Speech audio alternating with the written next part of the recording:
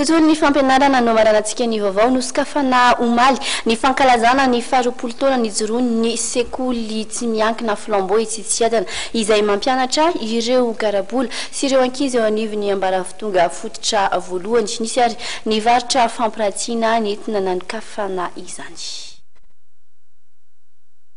Nisy ny varitra fampiratina izay nitanterahany ireo amin'ny sekoly Flambeau Tsitsiadana nandritra ny fanokafan'ny fankalazana ny faharoapolo taona ny joroany sekoly. Tamin'ny alalan'izany no nanehoan'izy ireo ny zava-bitandreo mpianatra sy ireo mpampianatra.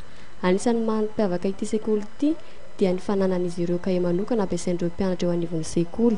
Nataony izay zany namorona cahier de l'élève, zany hoe tsy dia miasa amin'ireny cahier kely le vidiana ireny intsony izy fa namorona cahier zay dia manana cahier de français, cahier de calcul, ny SVT na découverte du monde ho an'ny ankizy kelikely zany dia graphisme après écriture ho an'ny préscolaire manana tsirairay ohatr'izay daholo dia ao anatin'iny izy no miasa.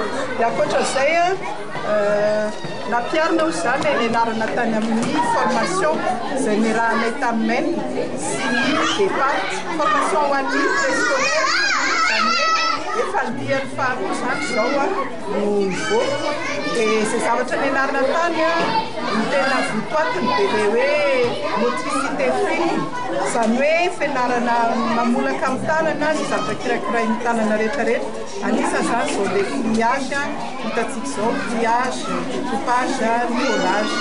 Nandritra ny roapolo taona nijoroany sekoly dia mahery ny arivo ireo mpianatra efa nandalo tato amin'ny sekoly. Miisa folo ireo mpanabe amin'izao fotoana izao ary anisan'ny manaraka fiofanana momba ny fitaizana ireo ankizy madinika izay niarahana tamin'ny voabe fampianarana garabola anivon'ny ministeran'ny fanabeazam-pirenena. Mahakasika ny fankalazana ny faharoapolo taona ny sekoly dia izana nisy nihetsika isaky ny famaranana ny telo volana izay mandritra ity taom-pianarana ity.